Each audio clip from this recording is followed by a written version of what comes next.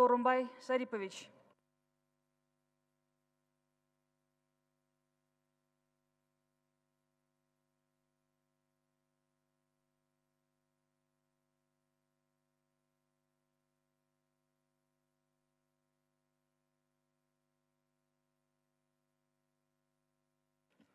Рахмат.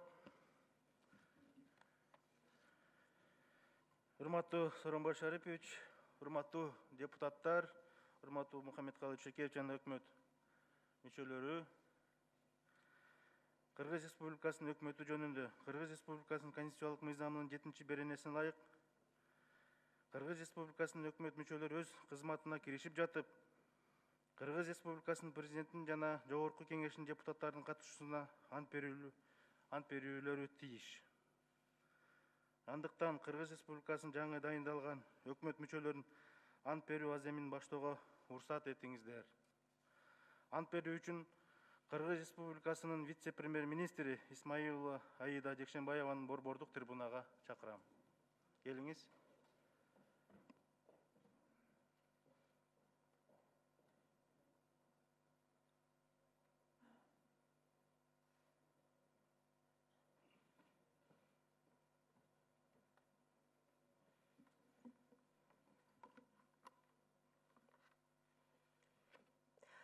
Мен, Исмаилова Аида Жекшенбаевна, Кыргыз Республикасынын вице-премьер-министринин кызматына киришип жатып, өз элимдин, Кыргыз Республикасынын жогорку кеңешинин жана Кыргыз Республикасынын президентинин алдында Кыргыз Республикасы Конституциясын жана анын мыйзамдарын ыйык сактоого, өз милдеттеримди ак ниет жана берилип аткарууга жана Кыргызстандын элине кызмат кылууга ант беремин.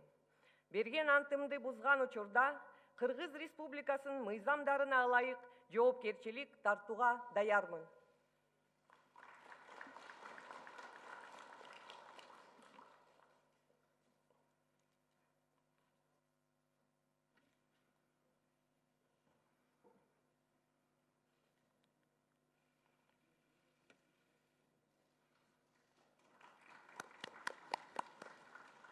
Рахмат, Аида Жекшенбаевна. Анда кийин ант берүү үчүн Кыргыз Республикасынын саламаттык сактоо министри Абдыкаримов Сабиржан Токтосуновичти борбордук трибунага чакырамын. Келиңиз.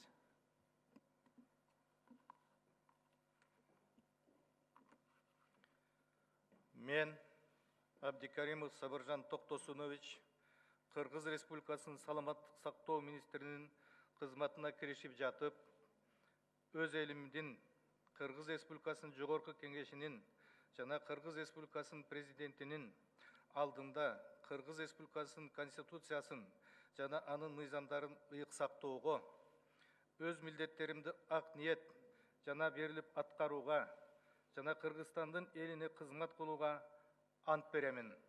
Берген антымды бузган учурда Кыргыз Республикасынын мыйзамдарына ылайык жоопкерчилик тартууга даярмын.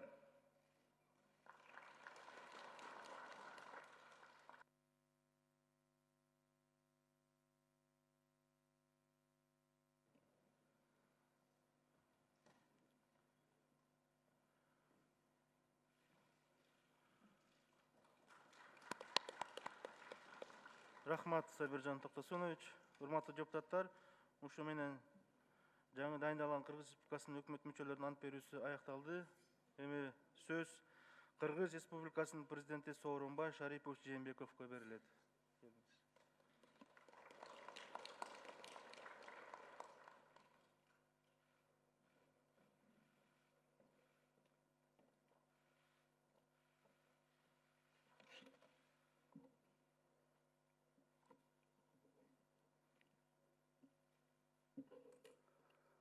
Урматтуу Дастан Арысбекович, урматтуу депутаттар, урматтуу өкмөт мүчөлөрү, бүгүн ант берген өкмөттүн жагы мүчөлөрү өз милдетиңерге эң жооптуу учурда киришип жатасыңар. Азыр эми ар бир саат кымбат, ар бир күн кымбат.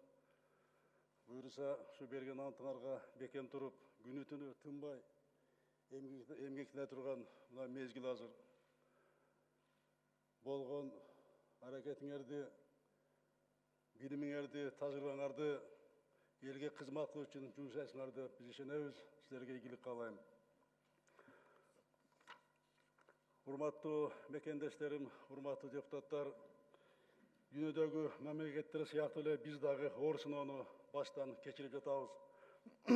Өлкөдө коронавирус илдетине тиешелүү кырдаал оңой эмес. Дарыгерлерибиздин тынымсыз аракети менен Кудайга шүгүр бул оорудан айыккандар да бар экенин билесиздер. Бирок илдетке чалдыккандардын саны мына күндө өсүп жатат. Тилекке каршы каза болгондор да бар. Адистердин айтымында оору жугузгандардын санынын көбөйүшү дагы алдыда. Башка өлкөлөрдүн тажрыйбасын көрүп жаткандай, оорулардын саны карантин киргизилгенден 30-40 күндөн кийин азайышы күтүлүүдө. Биздин адистердин анализи боюнча Кыргызстанга ооруга туш болгон учурлардын көбөйүшү апрель айынын экинчи жарымына туура келет деп божомолдонуп жатат. Коңшу мамлекеттерде жана бизге союздаш карым катышуубуз тыгыз өлкөлөрдө өздөрүнүн аймагында өзгөчө абалдын мөөнөтүн узартып жатышат. Азыркы кырдаал боюнча штаттын жетекчилери так маалымат алып, алардын сунуштарын уктум. Бул татаал учурдан чыгуунун жолдорун Жогорку Кеңештин төрагасы, премьер-министр, фракциялардын жетекчилери менен чогуу талкууладык. Тиешелүү мамлекеттик органдардын жетекчилери жана кесипкөй адистери менен кеңештим. Медициналык талаптардын сакталышы жана өз ара карым-катыш байланыштардын кескин чектелиши учурда кырдаалды көзөмөлдөө кармоо үчүн туура кадам болгонун баары белгилешти. Урматтуу мекендештерим, биз үчүн эң кымбат нерсе бул жарандарыбыздын ден соолугу жана өмүрү. Адамдардын саламаттыгын коргоп, өмүрүн сактап калуу үчүн бардык чараларга барабыз. Азыр коронавирус илдетине каршы вакцина табыла элек. Коомдун бул илдеттен коргоп калуунун бир гана куралы санитардык гигиеналык талаптарды аткаруу жана бекем тартиптүү сактоо болуп турат. Жарандарыбыз өзгөчө кырдаалдын жана өзгөчө абалдын эрежелерин сактаган үчүн кырдаалдын мындан да курчуп кетишине жол берилген жок. Азыр өзгөчө абал режимин алып таштасак, медиктердин күнү-түнү жасаган мээнети, тартип сакчылардын эмгеги, жалпы коомубуздун буга чейин жасаган аракеттери текке кетет. Күнүмдүк турмуштагы ыңгайсыздыкка карабай, айрым аймактардагы өзгөчө абал режимин узартуу жана киргизүү эң зарыл кадам. Муну баарыбыз түшүнөлү. Ошондуктан өзгөчө абал киргизилгенден шаарлардан жана райондордон бул режимди 30 апрелге чейин узартуу жана киргизүү жөнүндө чечим кабыл алдым. Билесиздер, кече бул жарлыкка кол койдум. Урматтуу мекендештерим, өзгөчө абалдын мөөнөтүн узартуу оңой чечим болгон жок. Жарандарыбыздын турмушунда бир топ чектөөлөр, ыңгайсыздыктар алган эмес, айрым мекендештерибиздин жашоо тиричилигинде кыйынчылыктар жаралды. Айрыкча күнүмдүк кирешесин таап, күндө таап, күндөлүк жумуш менен тиричилигин өткөргөндөр кыйналып жаткан боюнча менде толук кабар бар. Ошондой эле карантин өлкөнүн экономикасына да олоттуу залал тийгизип жатат. Таразанын бир жагына жарандарыбыздын ден соолугу жана өмүрү, экинчи жагына экономика жана киреше маселеси коюлду. Мына ушундай катаал сыноону баштан кечирип жатабыз.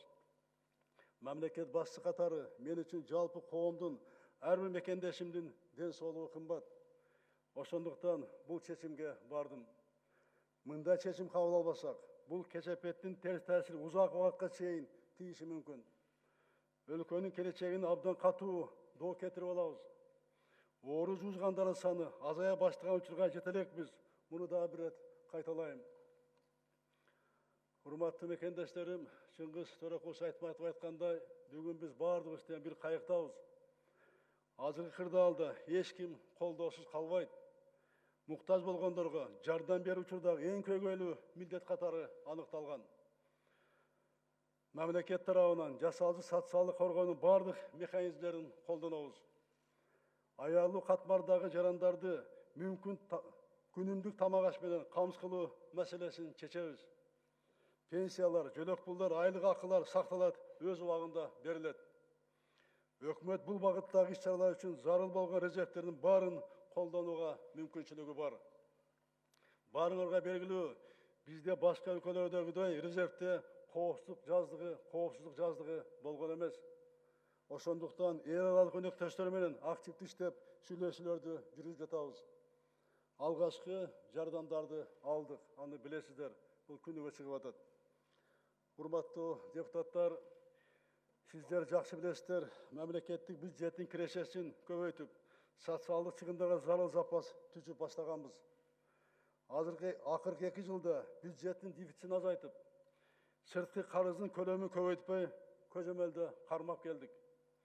Ишкерлерге салгы жагынан жакшы шарт түзүп, экономикалык активдүүлүк башталган. 2018 жылы ички дум продукт 3,5%, ал эми өткөн жылы дээрлик 5%-га көбөйгөн. Бизнести каржылоонун көлөмү кескин көбөйгөн. Тилекке каршы жалпы дүйнөнү каптаган илдет биздин экономикабызга да чоң залалын тийгизди. Реформалар солгундап, өлкөнүн коомдук саясий турмушундагы айрым иштер үзгүлтүккө учурады. Мисалга, жергиликтүү кеңештерге болгон шайлоо мөөнөтүн жылдырууга мажбур болдук. Өлкөбүздө соңку тарыхындагы өзгөчө окуя болгон апрель революциясынын 10 жылдыгын алдын ала түзүлгөн пландагыдай белгилей албадык. Быйыл Улуу Ата мекендик согуштагы жеңиштин 75 жылдыгын белгилей турган жыл. Өлкөбүздүн тарыхында бул ыйык датага байланыштуу иш-чаралар да өзгөрүүлөргө учурайт. Дүйнөнү өзгөртүп жаткан бул кырдаал өлкөдө кайсы тармакта кандай көйгөй бар экенин ашкереледи. Коомдун саламаттыгын коргоодогу жана бул тармакта башкаруудагы көйгөйлөргө каптелдик. Саламаттык сактоо тармагы туташ реформа муктаждыгын турмуш дагы бир ирет далилдеди. Мындан тышкары илим, билим тармагы да замандын жаңы чакырыктарын эске алып, жаңыртууну талап кылат. Урматтуу мекендештерим, учурдагы кыйынчылыкка карабай, экономиканы сактап калуу боюнча бардык иш-чаралар аткарылат. Бизнести колдоо үчүн бир катар чечкиндүү кадамдар жасалат. Өлкөнүн азык-түлүк коопсуздугун камсыз кылуу үчүн зарыл жумушту жазгы талай иштер үзгүлтүккө учуратууга болбойт. Электрондук форматка жүргүзүлүшү мүмкүн болгон иштерди токтотпостон улантабыз. Өлкөнү санариптештирүү программасын ишке ашыруу токтобойт, бул уланат. Санариптештирүү боюнча акыркы 2 жылда жасалган иштин пайдасын бүгүнкү күнүмдүк турмушубузда көрүп жатабыз. Өлкө экономикасын, калктын турмушун жакшыртууга багытталган улуттук долбоорлорду уланта беребиз. Алар кечеңдеши мүмкүн, бирок Кудай буйруса, үзгүлтүккө учурабайт. Бул долбоорлорду ишке ашыруу үчүн бизге көмөк берип жаткан донорлор да өз жардам токтотпой турганын белгилешти. Эми ар бир аймактагы кырдаалды кылдат иликтеп, даректүү иш-аракеттерди жасайбыз. Өкмөт жергиликтүү бийлик менен кеңешип, акыбал оңоло баштаган жерлерде айрым талаптарды жеңилдетебиз. Ишкери чөйрөнүн өзгөчөлүктөрүн эске алып, жумуш орундан жоготпоо максатында айрым субъекттерге уруксат берүү мүмкүнчүлүгү каралат. Бирок коркунуч азайбаган калктуу конуштарды локализация жасап, ар бир айыл жана шаар үчүн өзүнчө режимди колдонууга барабыз. Ошол эле учурда өлкөнүн сырткы чек-араларын күчөтүлгөн тартипте кайтарып, башка өлкөлөр менен болгон байланышты чектөөнү улантабыз. Мындай чектөөлөр облустар, райондор арасындагы карым-катташка дагы тиешелүү. Бул тартипти жалпы дүйнөдөгү кырдаал жакшыранга чейин сактоого мажбур болобуз. Бул күрөштө биз жалгыз эмеспиз. Кыргызстанга Бириккен Улуттар Уюму, Дүйнөлүк банк, Эл аралык валюта фонду, Европалык кайра куруу жана өнүктүрүү банкы, Ислам өнүктүрүү банкы, Азия өнүктүрүү банкы, Европада коопсуздук жана кызматташтык боюнча уюму, араб мамлекеттеринин фонддору колдоо көрсөтүп жатышат. Россия чыныгы союздаш мамлекет экенин дагы бир ирет далилдеди. Алгачкы күндөрү аба майдан ачык бойдон турду. Каржылык жардам жана орун аныктоочу тест каражаттарын алып жатабыз. Коңшу Кытай Эл Республикасы сезилерлик колдоосун көрсөтүүдө. Боордош Өзбекстан жана Казакстан тарабынан бизге олоттуу кол кабыш болду. Türkiye, Japonya jana Koreya memleketleri özlerinin jardam berişdi.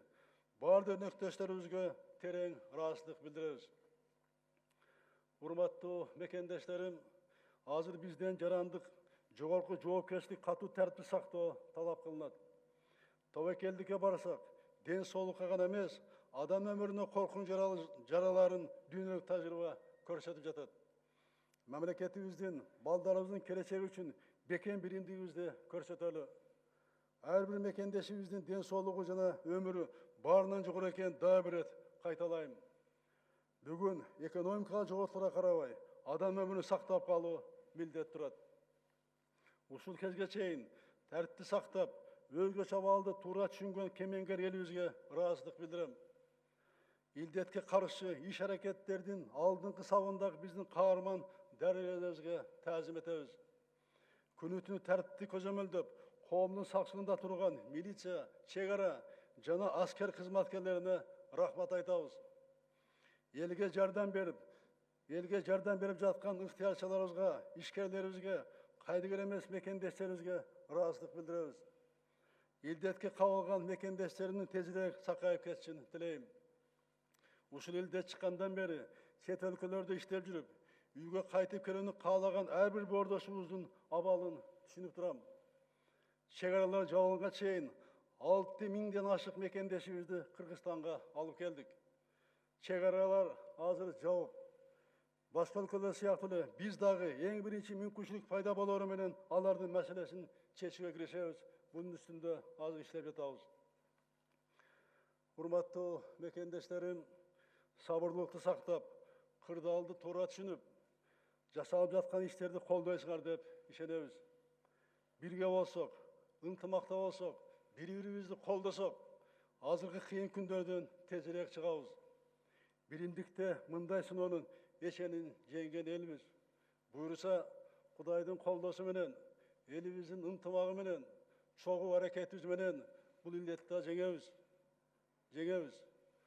Kudayım öz saktap, elimizde amançılık, жерgebizde tınçılık bolsun. Jaratkan özü süyüktü Kırgızstan'dı koldosun. Rahmat sizlerge.